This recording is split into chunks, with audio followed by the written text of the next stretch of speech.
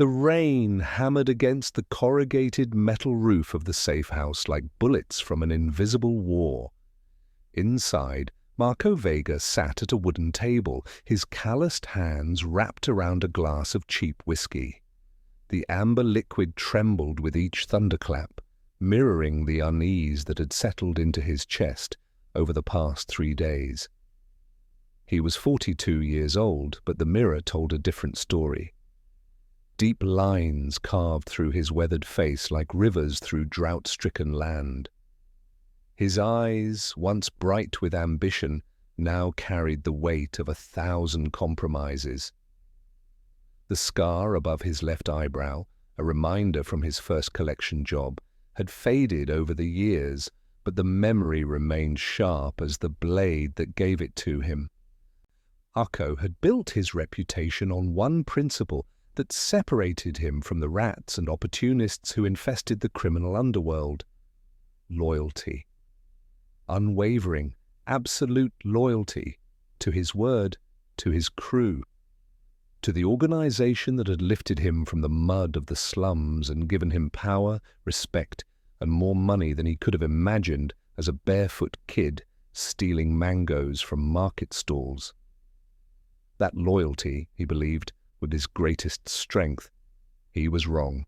20 years earlier, Marco had been nobody, just another forgotten son of the Barrio San Miguel, a sprawling maze of crumbling buildings and unpaved streets where hope went to die.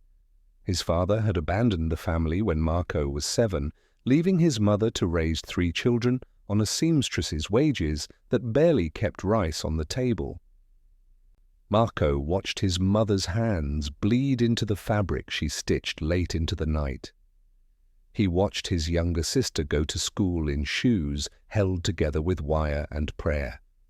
He watched his brother, Diego, 12 years older, disappear for days at a time, returning with cash and a darkness in his eyes that Marco didn't yet understand. At 14, Marco stopped going to school. The decision wasn't dramatic, no tearful conversation with his mother, no burning of books. He simply woke up one morning and knew that mathematics and history lessons wouldn't feed his family. He started working at a repair shop, fixing motorcycles for a man named Hector, who paid him in cash under the table and asked no questions about his age. But the real education came from Diego. His older brother had gotten involved with a local crew that controlled the drug distribution in their sector of the city.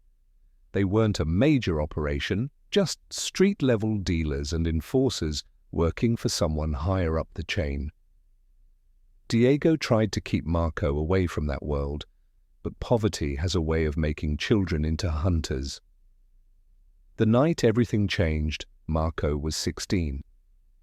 He had been walking home from Hector's shop when he saw them, 3 men surrounding Diego in an alley, their voices sharp with accusation.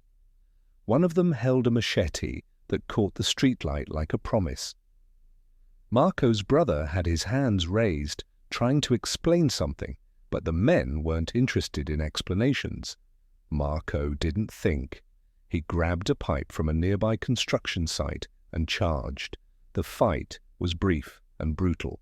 Marco swung the pipe like his life depended on it, because Diego's life did depend on it. He felt bone crack under metal, heard screaming that might have been his own. When it was over, 2 men were on the ground, and the third was running, leaving a trail of blood behind him. Diego stared at his younger brother, chest heaving, face splattered with someone else's blood. "You shouldn't have done that," he said quietly. "Now you're in it." He was right. By morning, the man who controlled their sector, a lieutenant named Cesar Rojas, had heard about the kid who saved one of his dealers with nothing but a pipe and rage. Cesar sent for Marco.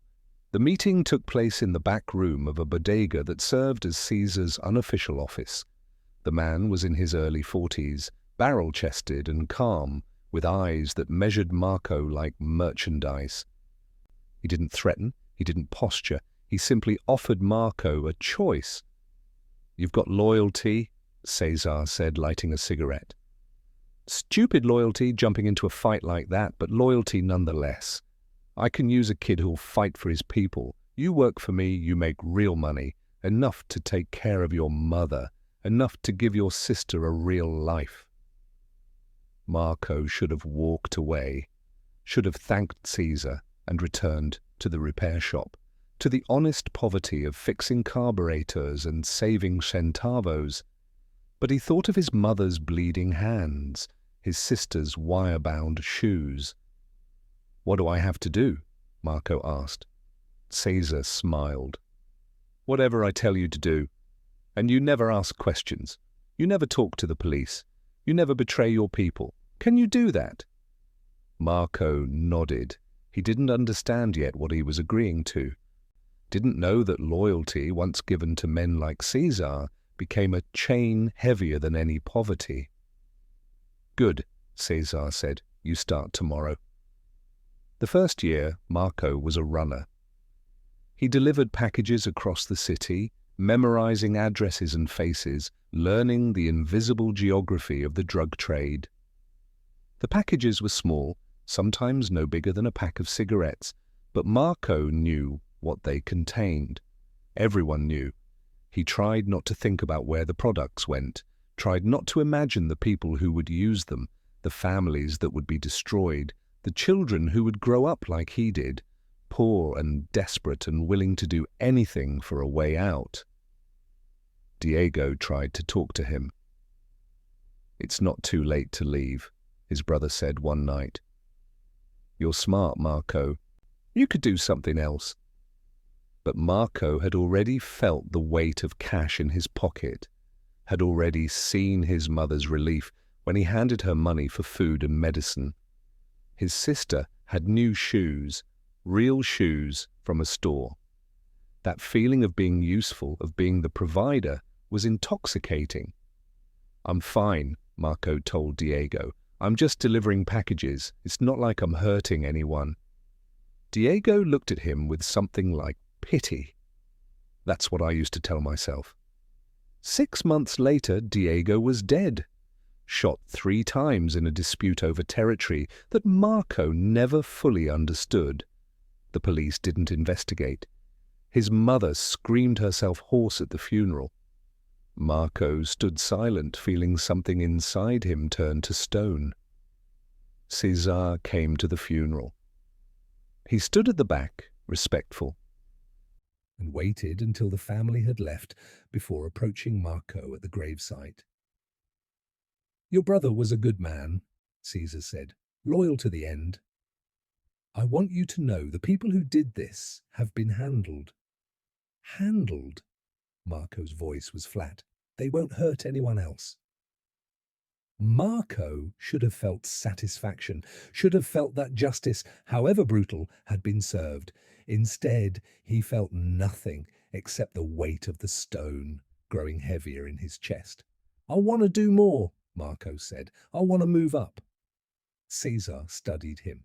"You sure? Once you move up, there's no going back to being a runner." "I'm sure." "Then I'll give you a test." The test came 3 days later.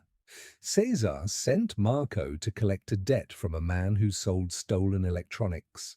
The man owed the organization $5,000 and had been avoiding payment for 2 months. Marco was told to bring back the money by any means necessary. The man lived in a small apartment above a laundromat. He was thin, nervous, with the jumpy eyes of someone who knew trouble was coming. When Marco knocked on the door, the man tried to slam it shut. Marco forced his way inside. "I don't have it," the man stammered. "I need more time. Business has been slow." "You've had 2 months," Marco said. He was 20 years old now, filled out from teenager to man, his voice carrying an authority he'd learned from watching Caesar. "Time's up. Please, I have a daughter. She's sick and I—" Marco hit him, not hard enough to break anything, just hard enough to make a point. The man fell against the wall, blood streaming from his nose. Marco felt nothing. The stone in his chest had grown so heavy that it crushed out everything else: compassion, hesitation, doubt. 5,000, Marco repeated. Now!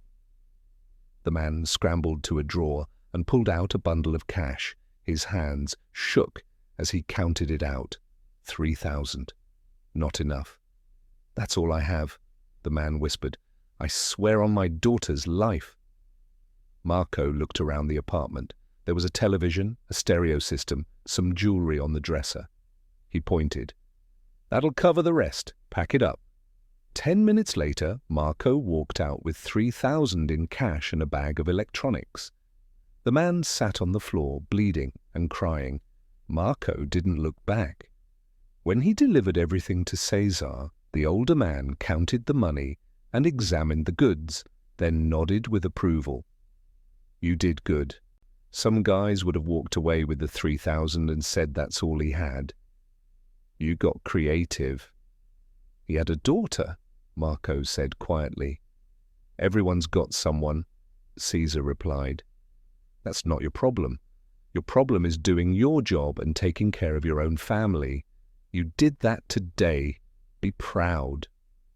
Marco tried to feel proud, tried to convince himself that he was just doing what was necessary to survive in a world that had never given him any other options. But that night, alone in his room, he thought about the man's daughter and wondered if she was sick, like he'd said. Wondered if she'd go without medicine because her father had chosen to pay his debt instead. He pushed the thoughts away. There was no room for that kind of thinking in this life. Over the next 5 years, Marco became one of Cesar's most reliable enforcers. He collected debts, protected shipments, and handled problems with efficiency and discretion.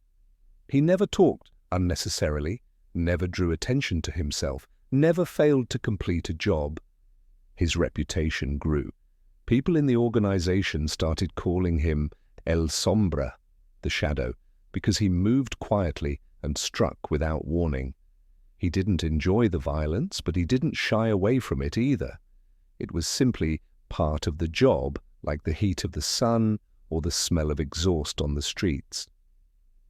Marco's mother knew, of course. She wasn't stupid, but she stopped asking questions after Marco bought her a real house in a safer neighborhood, after he paid for his sister's education at a private school.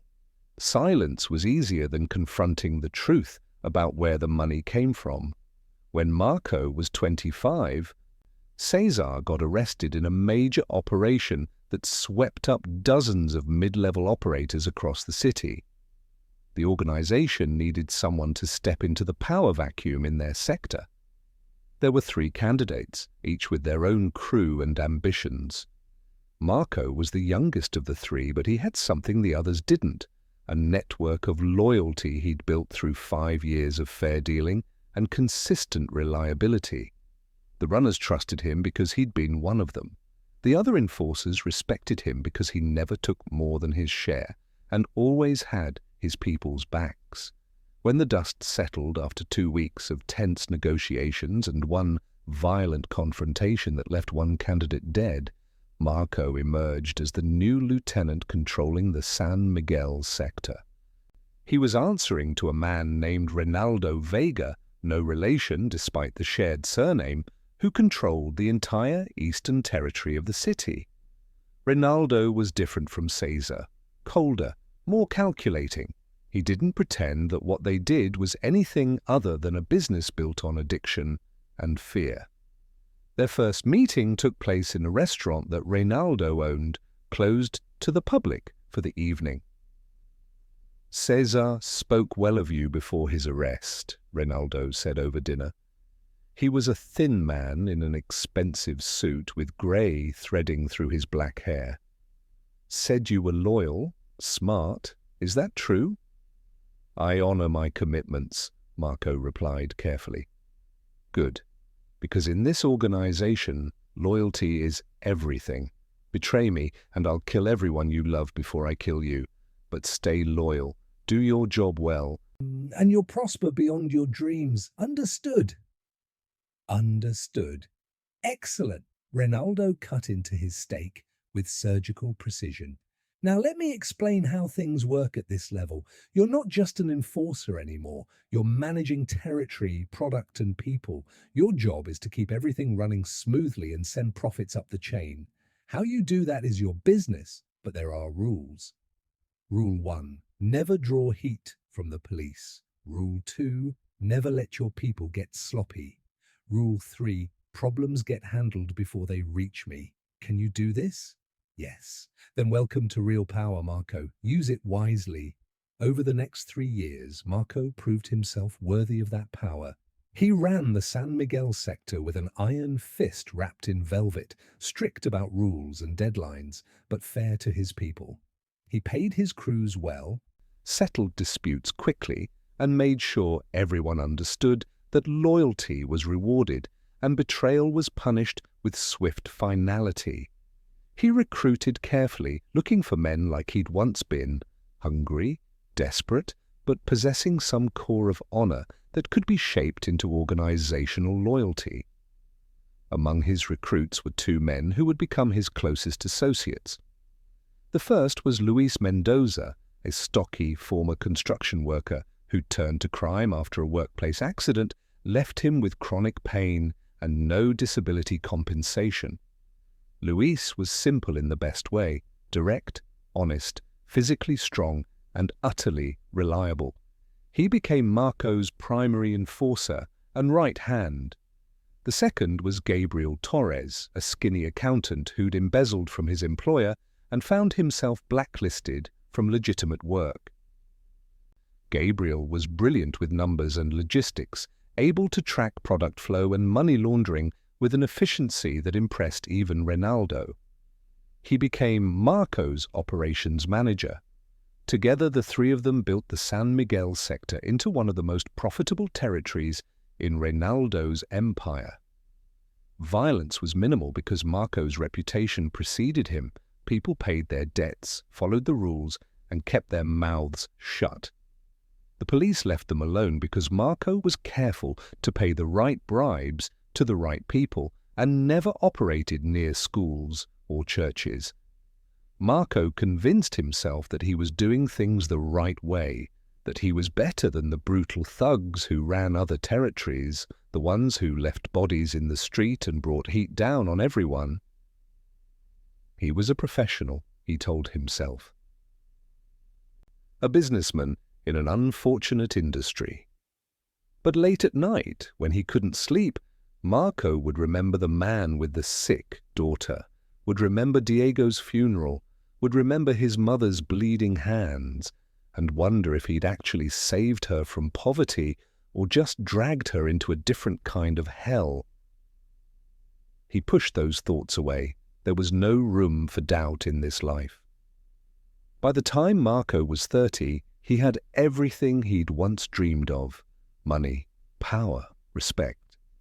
His mother lived comfortably, though she rarely spoke to him anymore, a distance that hurt more than he'd admit.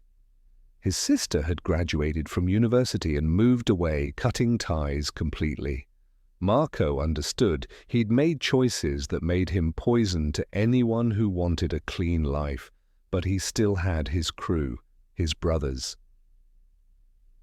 Luis had become more than just an enforcer.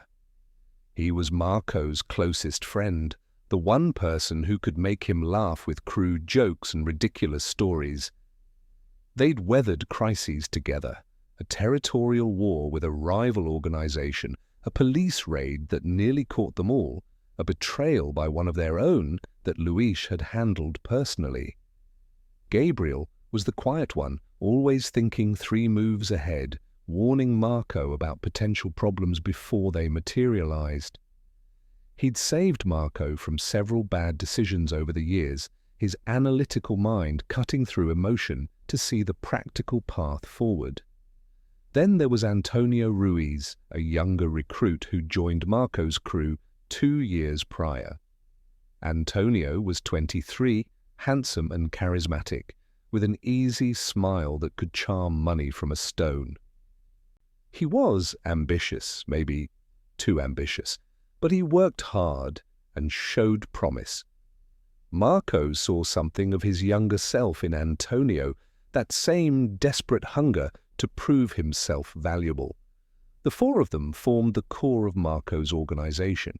They met every Sunday morning at a cafe that Marco owned, going over the week's business away from the ears of the broader crew. It was during one of these meetings that Antonio first mentioned the opportunity that would change everything. "There's a shipment coming in from the coast," Antonio said, leaning forward with barely contained excitement. "Big one, but the crew handling it is small and the security is light. If we moved on it, we could take enough product to double our profits for 6 months." Gabriel frowned. "Who does the shipment belong to?" "The Kalina's organization." "Western Territory?" Marco's blood went cold. "Absolutely not." "Boss, just hear me out." "No." Marco's voice was firm. "The Kalina's people are allied with Ronaldo. We have agreements. You don't steal from allies." "But they'd never know it was us," Antonio pressed. "We could make it look like the Rojas crew from the north." I said no. Marco stared at Antonio until the younger man sat back, chastened. "We don't build trust by betraying it. The reason our sector thrives is because everyone knows we keep our word. You want to destroy that for a temporary profit."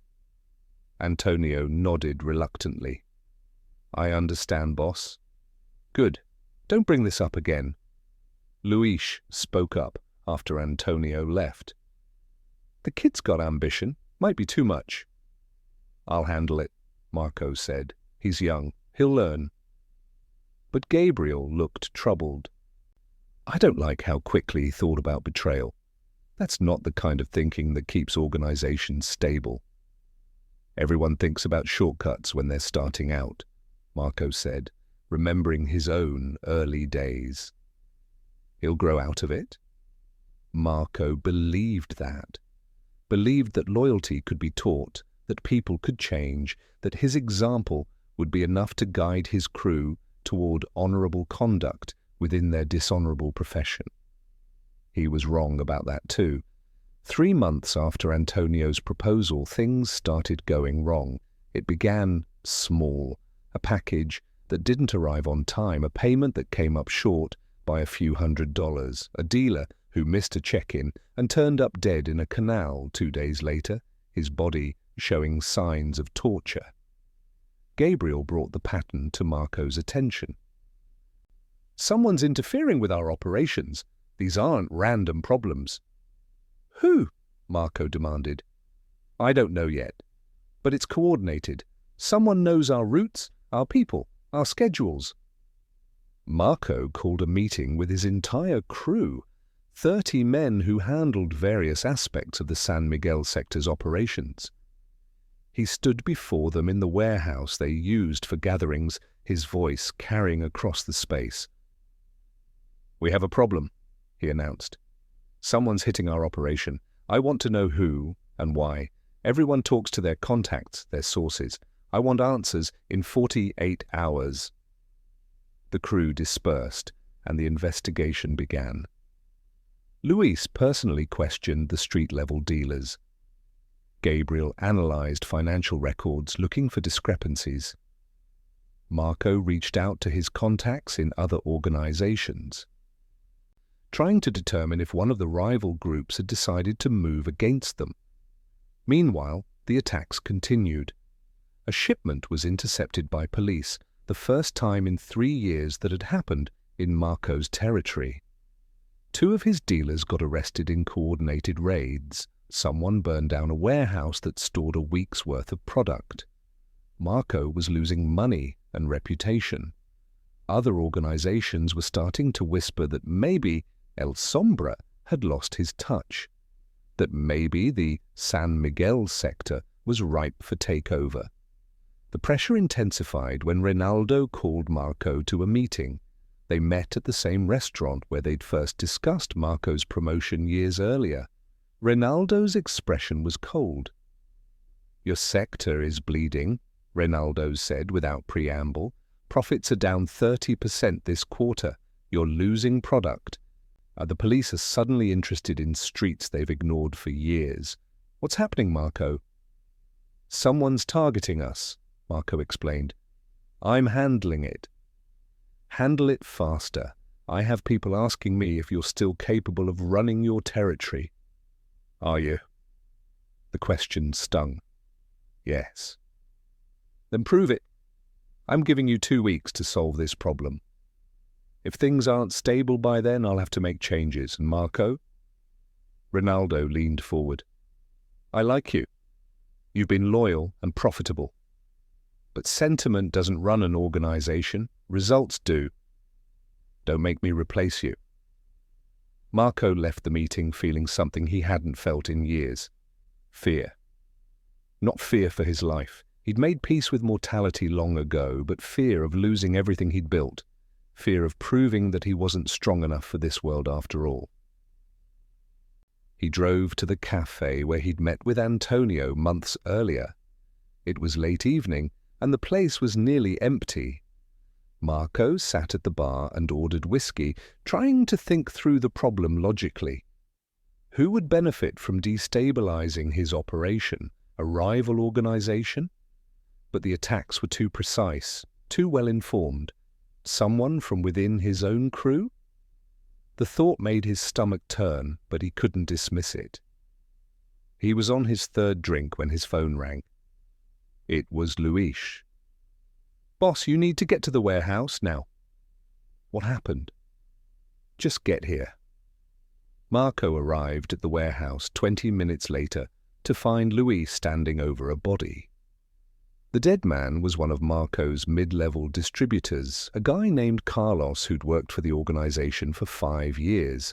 His throat had been cut, and someone had left a message painted on the wall in his blood. Loyalty is weakness. Marco stared at the words, feeling ice spread through his veins. This wasn't just an attack on his operation. This was personal. Gabriel arrived and immediately began examining the scene. Carlos was killed somewhere else and brought here. This is staged. Someone's sending you a message. I can read, Marco said coldly. The question is who? I have an idea, Luis said quietly. But you're not going to like it. Luis's suspicion was correct. Marco didn't like it. Antonio's been asking a lot of questions lately, Luis explained.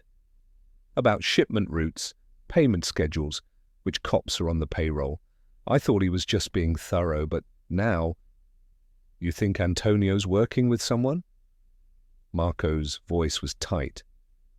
I think we should find out. Gabriel pulled up records on his laptop. Antonio's spending patterns changed 6 months ago.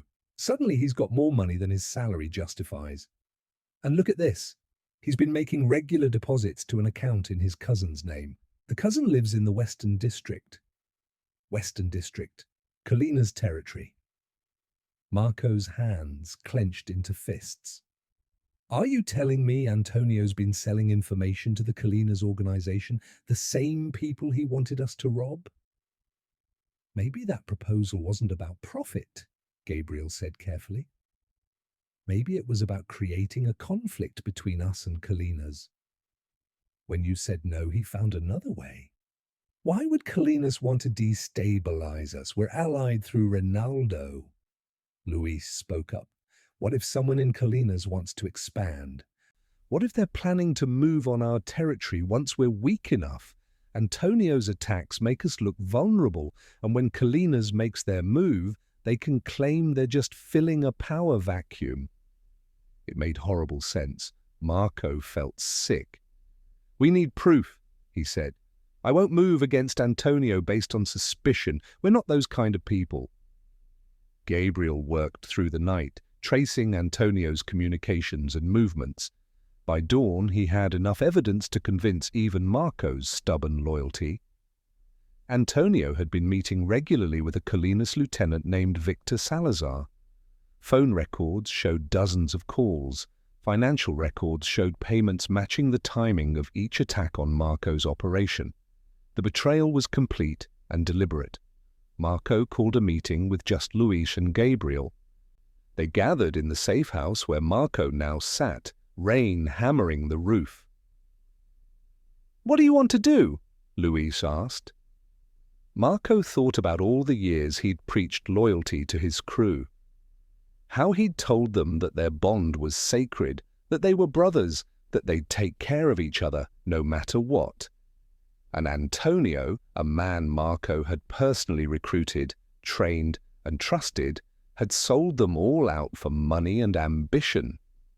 "We bring him in," Marco said. "I want to hear him explain himself." "Boss, that's a risk," Gabriel warned. "If he knows we're onto him, he might run to Colinas. We should handle this quietly." "No."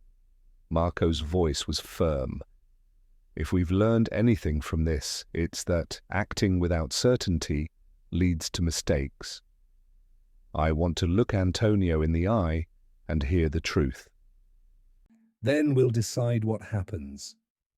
They set up the meeting for the following night at the warehouse, the same place where Carlos's body had been found. Marco told Antonio there was a new opportunity to discuss, something sensitive that required just the core crew. Antonio arrived right on time, that easy smile on his face.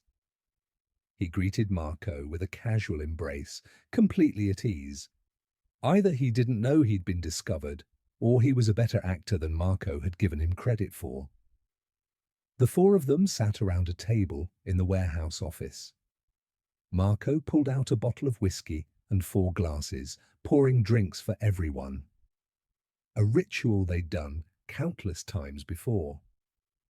"I wanted to talk about the problems we've been having," Marco began conversationally. "The attacks, the police raids, the information leaks." Antonio nodded sympathetically. "It's been rough. Any leads on who's behind it?" "Actually, yes." Marco's tone remained casual, but his eyes were locked on Antonio's face. "We traced the leaks to someone inside our organization, someone who's been selling our information to the Colinas people." Antonio's expression didn't change, but Marco saw it, a flicker of fear in his eyes, quickly suppressed. "That's serious. Who is it?" "You tell me," Marco said quietly. The silence stretched out like a blade. Antonio's smile finally faded. He looked at Luis and Gabriel, saw their cold expressions, and understood that his time was up. "How long have you known?" Antonio asked. "Long enough." "Why?" Antonio took a long drink of his whiskey. "You really want to know? Or do you just want me to beg for my life so you can feel righteous when you kill me?" "I want to understand," Marco said. "I brought you in, trained you, treated you like family, and you betrayed all of us. Why?" Antonio laughed bitterly. "Family? Marco, we're criminals. We're not heroes or brothers or any of the noble bullshit you tell yourself at night. We're parasites, feeding on addiction and misery. Don't dress it up as something honorable." "That doesn't answer my question." "Fine. You want the truth?" Antonio leaned forward. "I betrayed you because loyalty is a lie you tell yourself to feel better about being a slave. You think you're free, Marco. You think you're powerful. You're Ronaldo's dog. You sit, you fetch, you roll over when he tells you to. And you're so proud of your loyalty that you can't see you're just as trapped as the addicts buying our product." Marco's jaw tightened. "So you sold us out for money?" "I sold you out for opportunity. Victor Salazar offered me a partnership. When Colinas takes over this territory, and they will, thanks to me, I'll be running twice as much as I have now. No more being your errand boy. No more watching you make decisions based on some outdated code of honor that doesn't mean anything in the real world." "It means something to the people you betrayed," Luis growled. "Does it?" Antonio looked at each of them. "Luis, you're a thug who's good at hurting people. Gabriel, you're a numbers guy who could have made honest money if you weren't too lazy. And Marco, you're the worst of all. You convinced yourself that being loyal to monsters makes you better than them. It doesn't. It just makes you their favorite monster. Marco stood slowly. You killed Carlos, a man who worked with us for 5 years, a man with a family.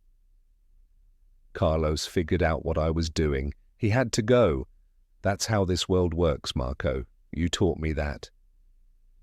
The words hit harder than Antonio probably intended, because he was right. Marco had taught him that, had taught him that problems got solved with violence, that loyalty to the organization trumped all other considerations, that survival meant being harder than your enemies. Marco had built his entire life on loyalty, and now it was being thrown back in his face as weakness, as slavery. You're wrong, Marco said quietly. Loyalty isn't weakness. It's the only thing that separates us from animals. It's the only thing that makes any of this bearable. Keep telling yourself that, Antonio said. I'm sure it'll be a real comfort when Colinas wipes you out. Luis moved to grab Antonio, but Marco raised a hand to stop him. One more question. The message on the wall, loyalty is weakness. That was from you? From Victor, actually. But I liked it. Thought you'd appreciate the irony. Marco nodded slowly. He reached into his jacket and Antonio tensed, expecting a gun. Instead, Marco pulled out his phone. He made a call, speaking briefly in Spanish, then hung up. What was that? Antonio asked nervously. I called Victor Salazar, told him you've been caught and that you're about to give us all his organization's information. Told him I'd call back in an hour with details. Antonio's face went pale. You didn't? I did. So now Victor thinks you're going to betray him to save yourself, which means Colinas will be looking for you, and Ronaldo will be looking for you, and my crew will be looking for you. Marco leaned forward. You wanted freedom from loyalty? Congratulations, you're free. You're also alone. And in our world, alone means dead. Marco, wait. Get out! Marco's voice was ice. Leave this city tonight. If I ever see you again, I won't ask questions. I'll just kill you. Now go! Antonio stumbled to his feet, his earlier confidence completely shattered. He looked at Luis and Gabriel, searching for sympathy, finding none. Then he ran. After he was gone, Luis turned to Marco. Boss, you should have let me handle him. He'll go to Colinas. Warn them. No, he won't, Marco interrupted, because I actually called Victor and told him the truth, that Antonio's a liability who got caught and will say anything to survive. Victor will kill him before he says a word. Antonio's dead either way, but this way he dies, knowing I was right, that without loyalty you're nothing but prey. Gabriel looked impressed. Smart. But we still have a bigger problem. Colinas was planning to move on our territory. That doesn't change just because Antonio's dead. I know. Marco pulled out his phone again. That's why I'm calling Ronaldo. It's time to go to war. The gathering storm.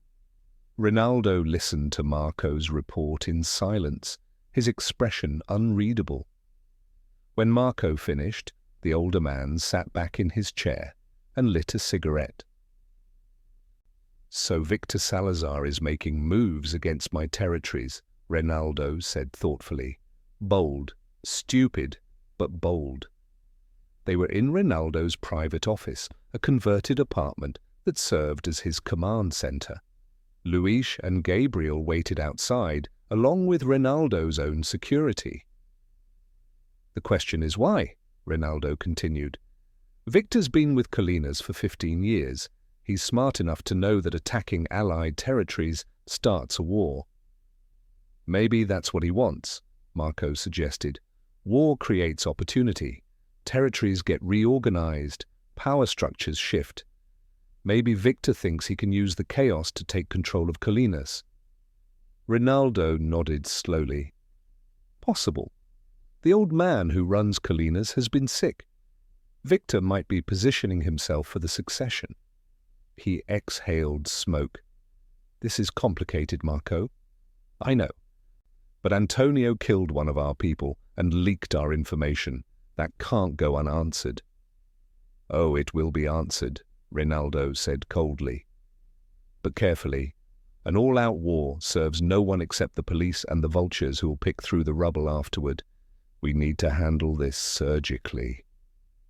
What did you have in mind? Rinaldo stood and walked to the window, looking out over the city lights. Victor Salazar has ambitious men under him, yes, people who'd be happy to see him gone. Probably. Find them, offer them what they want, money, territory, protection, turn Victor's own people against him.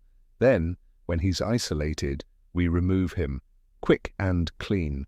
Colinas stays intact, just under new management that understands the value of honoring agreements. It was a smart plan, ruthless but smart. Marco nodded. I'll need resources, information about Victor's operation. You'll have it. Rinaldo turned back to face him. Marco, I'm trusting you with this because you've been loyal, but I need you to understand if this goes wrong, if we end up in a full war, there will be consequences, not just for you, but for everyone you care about. Can you handle this? The question hung in the air. Marco thought about his mother in her comfortable house, his sister far away, but still connected to him by blood. Thought about Luis and Gabriel and all the men in his crew who trusted him to make the right decisions. I can handle it, Marco said. Good, then get to work. Over the next 2 weeks, Marco and Gabriel worked to map out Victor Salazar's organization. They identified his key lieutenants, his sources of income, his protection networks. Gabriel worked his financial magic, tracing money flows and finding weak points. Luis gathered intelligence from street sources, building a picture of who was loyal to Victor and who might be persuaded to switch sides. The picture that emerged was troubling. Victor was more powerful than they'd thought, with deep connections and a reputation for brutality that kept his people in line. But there were cracks. One lieutenant, a man named Diego Montoya, was known to be ambitious and resentful of Victor's tight control. Another, Carlos Vega, no relation to Marco, had lost a brother to one of Victor's rages and harbored quiet hatred. Marco made contact through intermediaries. Careful messages passed through trusted channels. The responses were cautious, but interested. No one wanted to make the first move, but everyone was willing to talk. The first meeting took place in Neutral Territory, a restaurant in the commercial district run by someone who served both organizations. Marco arrived with just Luis, showing trust. Diego Montoya came alone.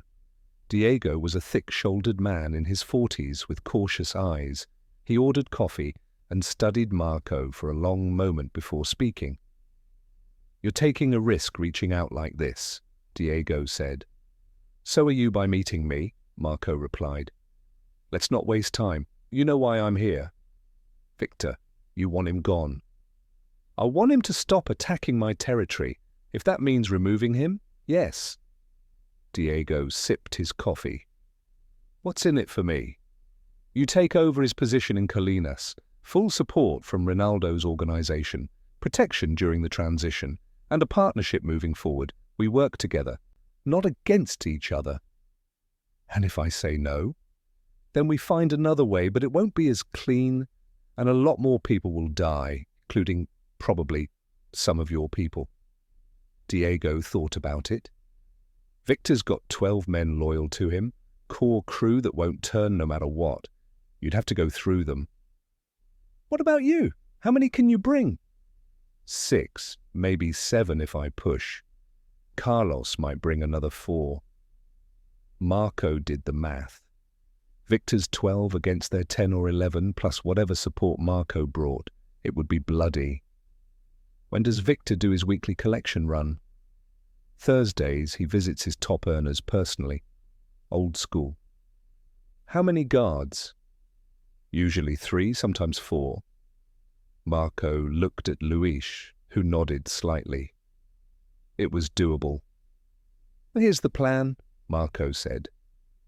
Next Thursday, Victor's guards don't show up. You make sure of that. We intercept him during the collection run, handle the situation quietly. No war, no chaos, just Victor gone and you in charge. Ronaldo backs your claim to leadership and we all move forward. Diego was quiet for a long time. If this goes wrong, it won't. I've been doing this for 15 years. Trust me. The word hung between them. Trust. Diego smiled grimly. Trust from a stranger about killing my boss. This business we're in, Marco? Yes, it is. So what's your answer? Diego stood and extended his hand. Thursday. I'll make the call when Victor leaves. You'll have a 30-minute window.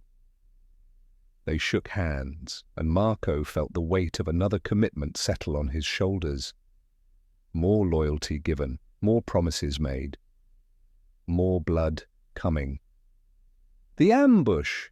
Thursday arrived with clear skies and heavy tension. Marco spent the morning reviewing the plan with Luis and Gabriel, going over every detail until they could execute it in their sleep. The setup was simple. Victor's collection route took him through 4 locations in the Western District. Based on Diego's intelligence, they'd hit him at the 3rd stop, a nightclub that was closed during the day but served as a front for money laundering. The area was industrial, with few witnesses and multiple escape routes. Marco brought 5 men, including Luis. They were armed but under strict orders: contain the situation, minimize casualties, handle it professionally. This wasn't about sending a message. This was about solving a problem. They waited in 2 vehicles parked near the nightclub. Gabriel was back at the safe house monitoring communications and ready to provide support if things went wrong. Marco's phone sat on the dashboard, waiting for Diego's call. When it came, Marco's pulse quickened. He just left the 2nd location. You got your window. Copy, Marco said, and hung up. He looked at his men. Everyone clear on the plan? We go in, secure Victor, get out. No unnecessary violence. They nodded. These were experienced men who'd worked with Marco for years. They trusted him, and he trusted them. 10 minutes later, a black SUV pulled up to the nightclub. Victor Salazar stepped out, a lean man in his 40s wearing an expensive suit. He was alone. Diego had come through. Victor walked to the nightclub door and knocked. The door opened, and he stepped inside. Marco and his team moved. They came through the back entrance, moving quickly and quietly. The nightclub was dim inside, and it took a moment for Marco's eyes to adjust. He could hear voices from the main room, Victor talking to someone about numbers, about percentages.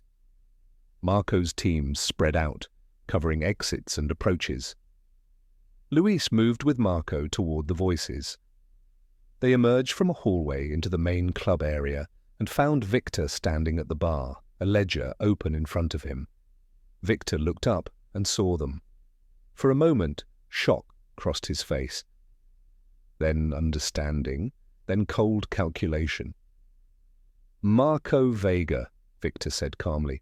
I should have known. Antonio told me you were stubborn about loyalty. I didn't realize you were also stupid. It's over, Victor, Marco said, gun pointed but not threatening, just present. Your people have turned on you. Come with us. And this ends quietly. Victor laughed. You think Diego and Carlos are loyal to you? They're opportunists. Give them a year and they'll be planning the same thing against you. Maybe, but that's a year away. Right now you're coming with us. I don't think so. Victor moved faster than Marco expected for a man his age. He grabbed the ledger and flung it at Marco while diving behind the bar. Gunshots exploded in the confined space, not from Marco's men, but from positions around the club. It was a trap. Victor's guards hadn't disappeared. They'd been waiting, hidden, turning the ambush into a counter-ambush. Marco's team returned fire, and the nightclub erupted into chaos. Luis tackled Marco behind a table as bullets chewed through the wood. "How many?" Marco shouted over the gunfire. "Too many! We need to move!" Marco's mind raced.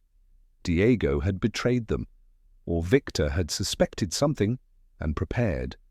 Either way, they were caught in a kill zone with limited cover and superior enemy numbers. "Back door," Marco ordered.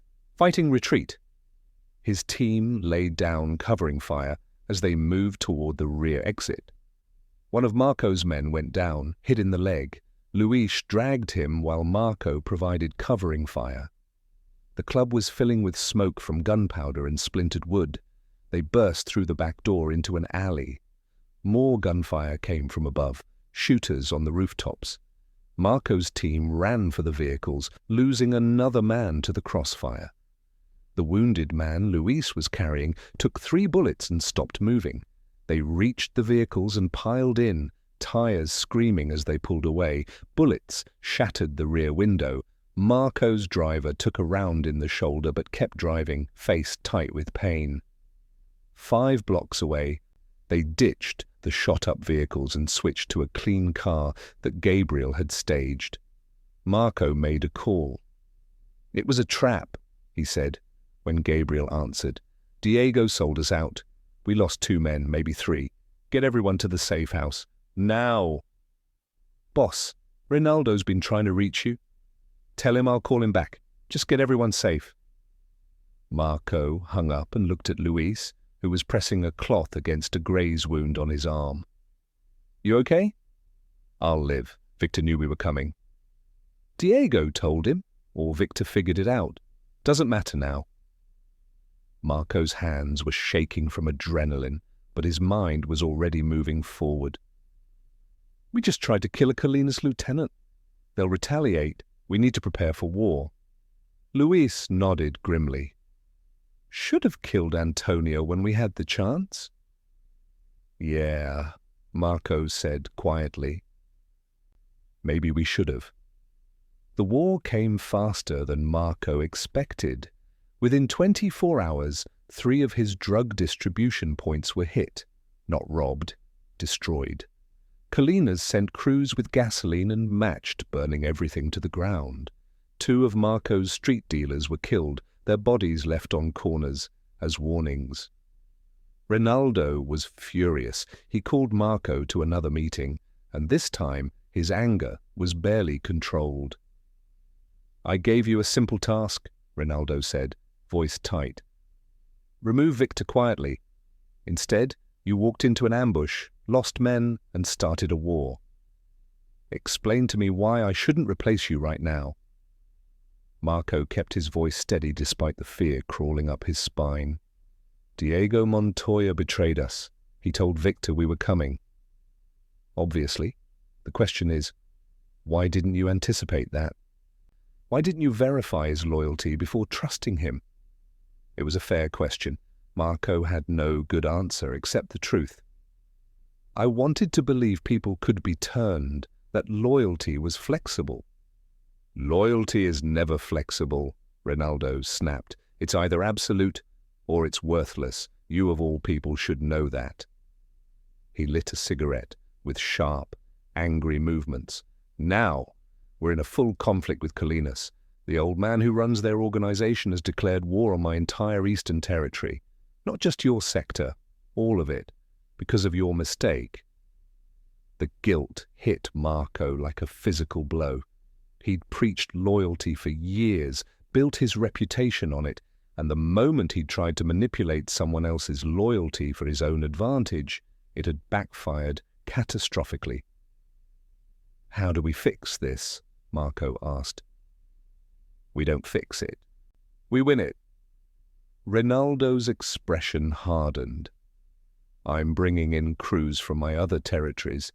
We're going to hit Colinas hard, their distribution networks, their money laundering operations, their leadership. We're going to make them hurt until they beg for peace. And you're going to lead from the front." "Understood." Marco. Ronaldo's voice softened slightly. I know you're a good man. Too good for this business, probably. But right now I need you to be a soldier. Can you do that? Marco thought about all the compromises he'd made over the years, all the times he'd told himself he was different, better, more honorable than the common thugs. Antonio had been right. It was all just stories Marco told himself to sleep at night. I can do that, Marco said. The war lasted 6 weeks. It was brutal and exhausting. A constant cycle of attack and retaliation. Colinas hit Ronaldo's drug labs, Ronaldo's crews destroyed Colinas' safe houses, bodies piled up on both sides, mostly street-level operators and enforcers, but the violence crept higher. Marco led several raids himself, Luis always at his side. They hit Colinas' stash houses, distribution centers, even personal residences of key members.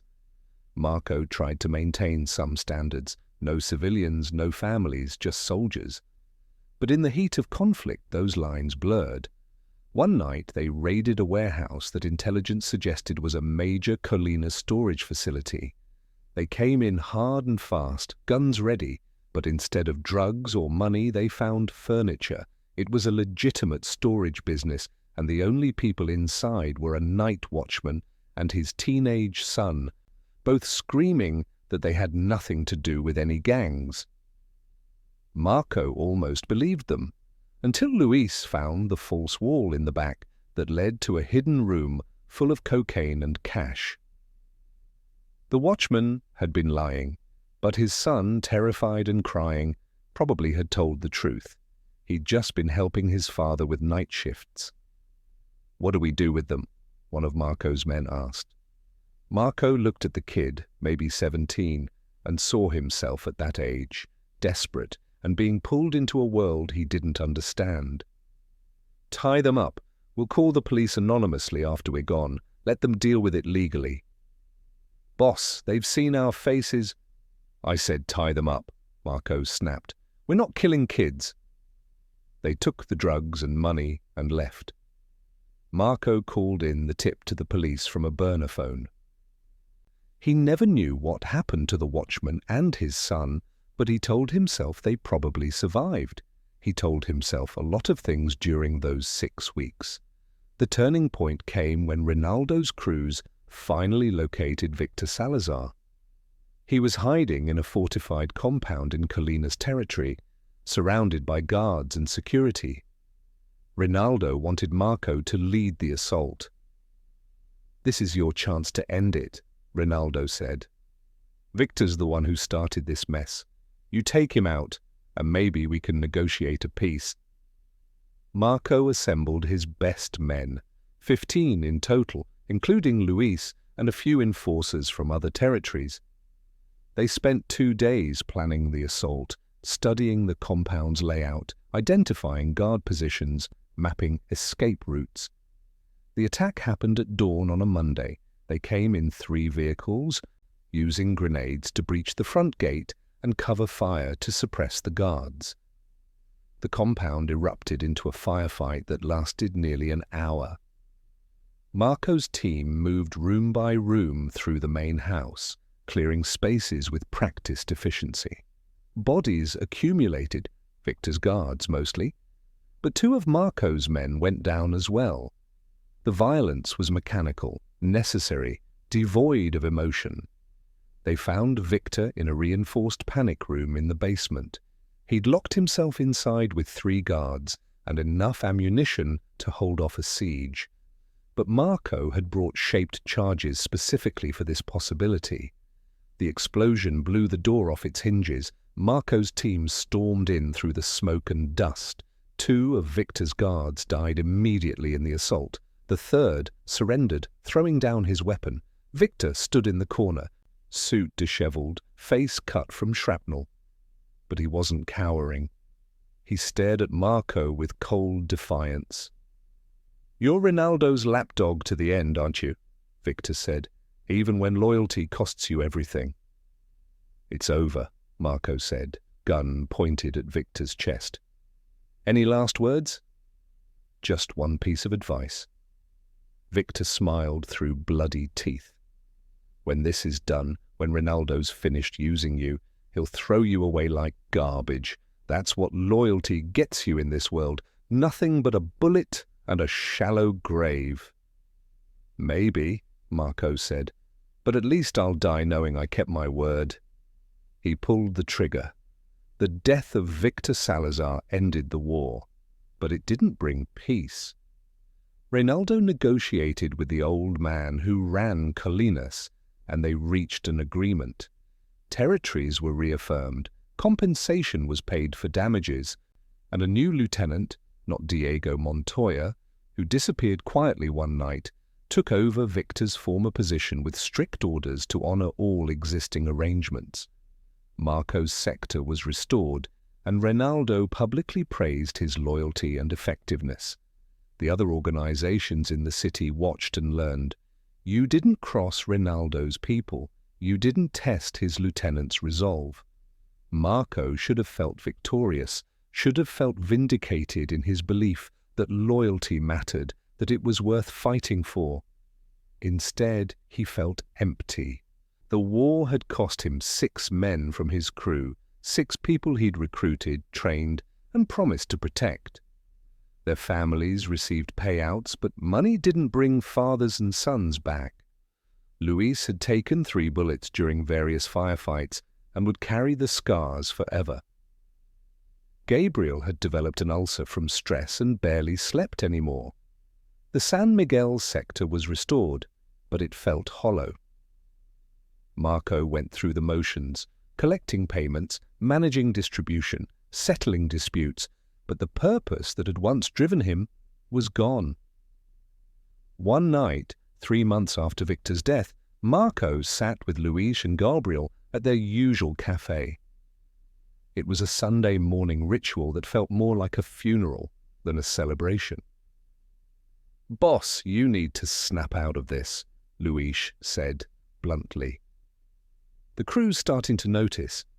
They need to see strength." "They need to see the truth," Marco replied quietly.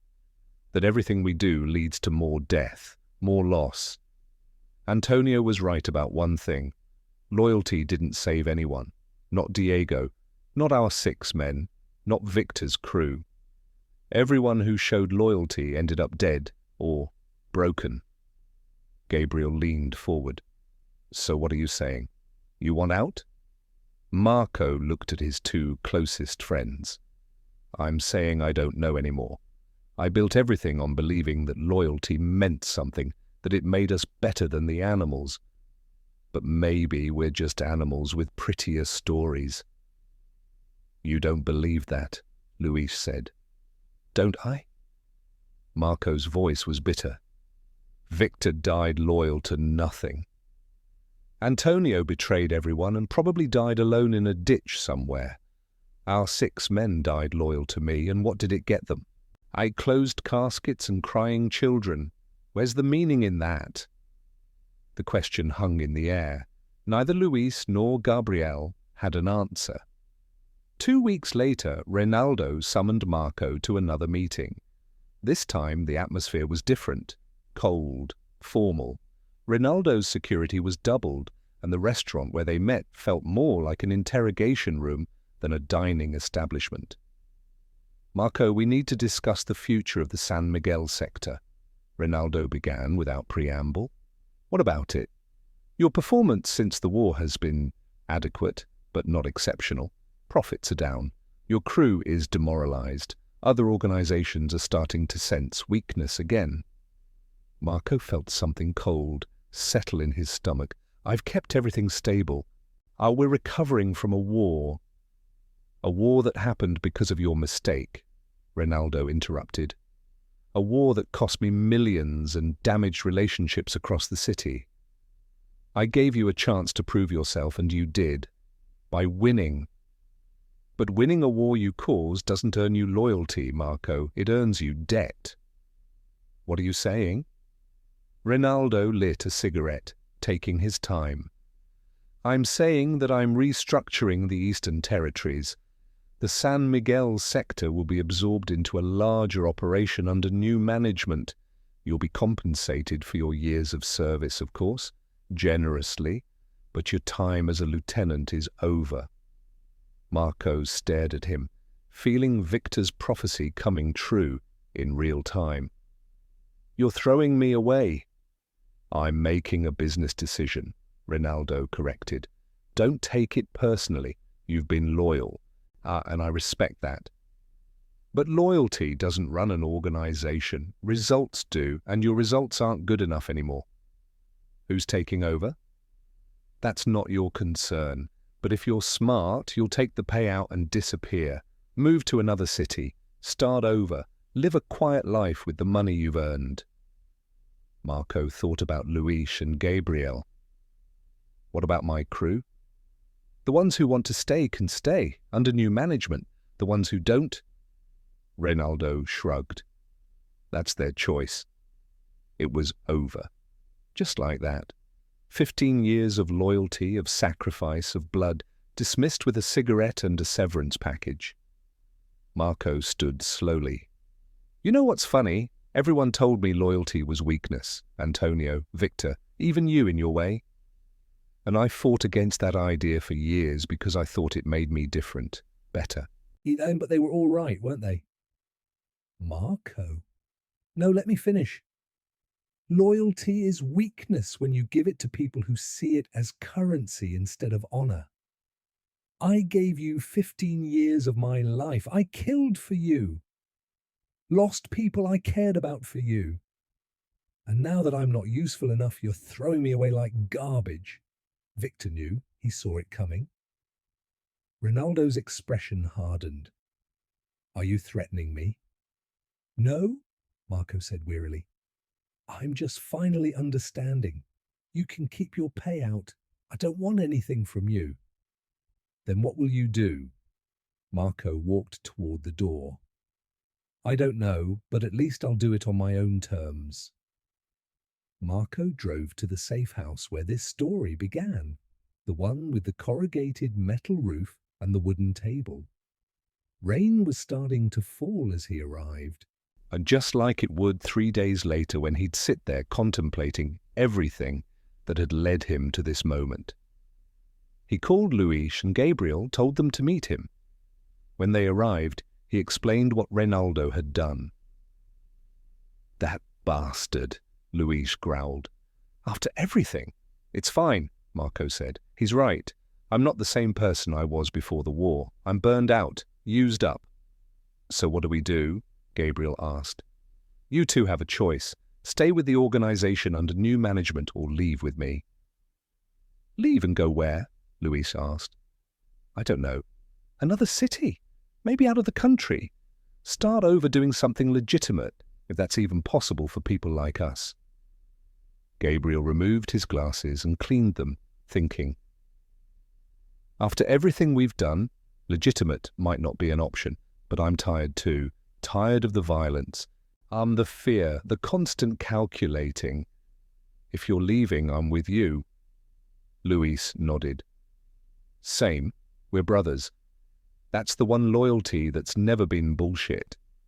Marco felt something shift in his chest. The stone that had been growing there since Diego's death cracked slightly, letting in a small ray of light. Maybe loyalty wasn't completely meaningless. Maybe it just had to be given to the right people, not organizations or bosses, but the brothers who'd stand with you when everything else fell apart. "All right," Marco said. "Give me a week to tie up loose ends, then we disappear." But tying up loose ends proved complicated. Marco still had responsibilities, debts to collect, payments to make, arrangements to ensure his remaining crew members who stayed behind would be taken care of under the new management. And it was during one of these final tasks that everything fell apart for the last time. Marco was making a collection run with Luis when they were ambushed, not by Colina's or rivals, but by Ronaldo's own men. 6 shooters blocked the street, guns already drawn. "What the hell is this?" Luis demanded.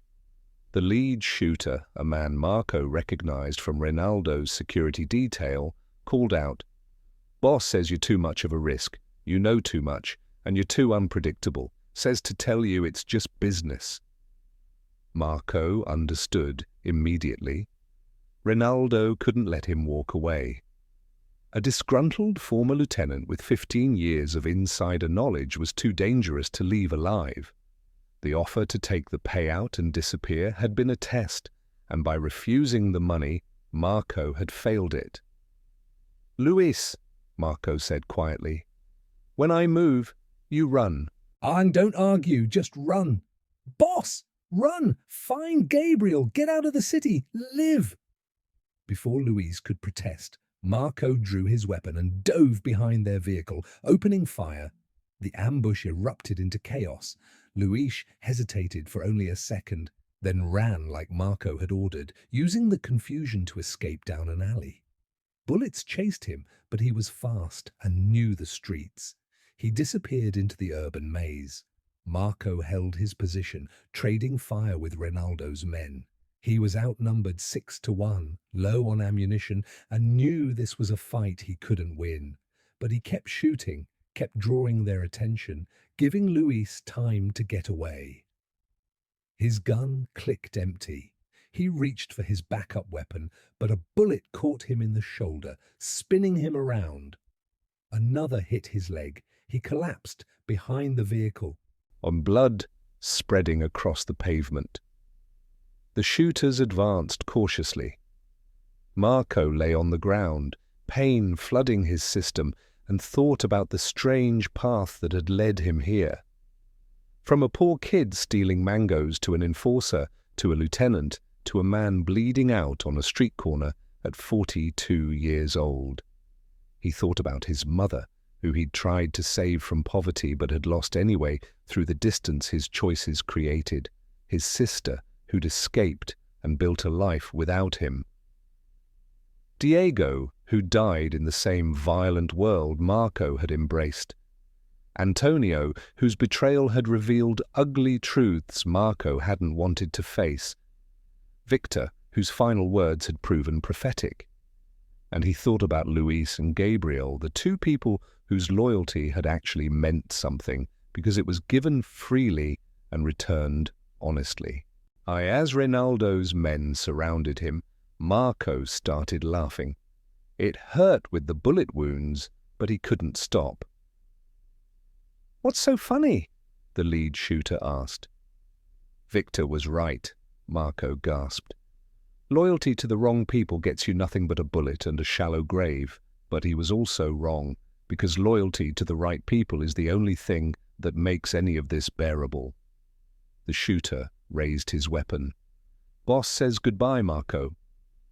"Tell Ronaldo something for me," Marco said.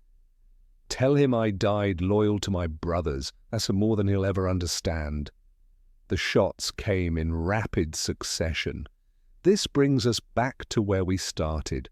Marco sitting in the safe house 3 days before the ambush, rain hammering the corrugated roof, whiskey trembling in his hands. And he'd called this final meeting with Luis and Gabriel here because he'd figured out what Ronaldo was planning, seen the signs in the new management taking over his territory, the way Ronaldo's men had started watching him, the whispers among the crews.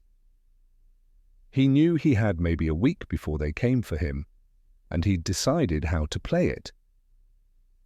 "I'm not running," Marco told his two friends. "If I run, they'll hunt all three of us. But if I make myself the target, give them what they want, you two can get away clean." "That's suicide," Gabriel protested. "It's sacrifice," Marco corrected. "There's a difference. I've spent 15 years taking things, money, power, lives. Maybe it's time I gave something that actually matters." Luis stood abruptly. "We're not leaving you to die."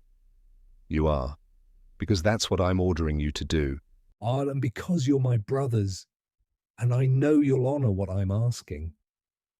Marco looked at both of them. "Everything I believed about loyalty was wrong. I gave it to an organization that saw me as a tool, to bosses who saw me as disposable. But you two, you've been loyal when it cost you everything, and you never asked for anything in return. That's real. That's worth protecting. Marco, Gabriel's voice cracked. I've arranged everything. Bank accounts in your names with enough money to start over. New identities if you need them. Contacts in 3 different cities who'll help you set up legitimate businesses. But you have to promise me you'll take it, that you'll get out of this life and actually live. The 3 men sat in heavy silence, rain drumming overhead, lightning occasionally illuminating their faces. Why'd you call us here 3 days early? Luis finally asked. Why not wait until... Because I wanted to say goodbye properly. Not in the middle of bullets and chaos, but here, where we can talk like brothers instead of soldiers.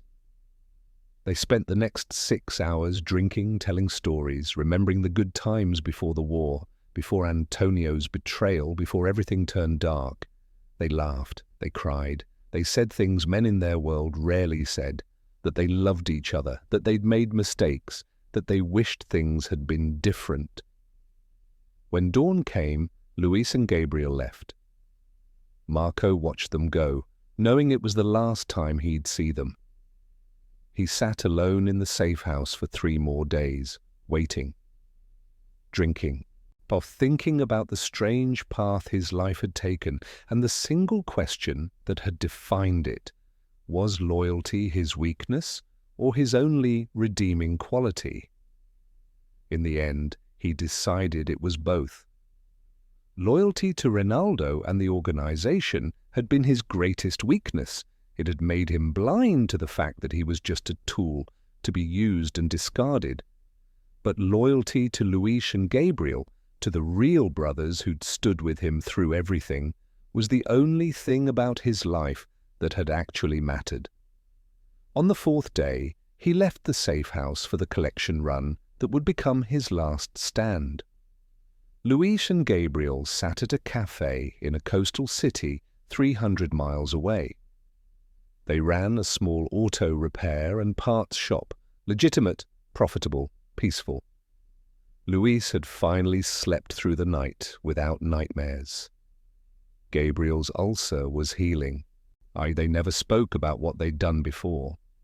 To their new neighbors and customers, they were just 2 mechanics who'd relocated for better opportunities. But on Sundays, they met at this cafe and drank coffee in silence, remembering a 3rd man who should have been there, who'd sacrificed himself so they could have this peaceful, ordinary life. He would have hated this, Luis said with a slight smile. Too quiet, too normal. Yeah, Gabriel agreed. But he would have been happy we made it. They raised their coffee cups in a silent toast to the man who'd taught them that loyalty to the right people was worth dying for, even if loyalty to the wrong people had destroyed everything else. The rain started falling, tapping against the cafe window like it had on that corrugated roof 6 months ago. And somewhere in the city they'd left behind, and a new lieutenant was making the same promises Marco had once made, about loyalty, about brotherhood, about being different from all the ones who'd come before. The cycle continued, but for Luis and Gabriel at least, it had finally ended.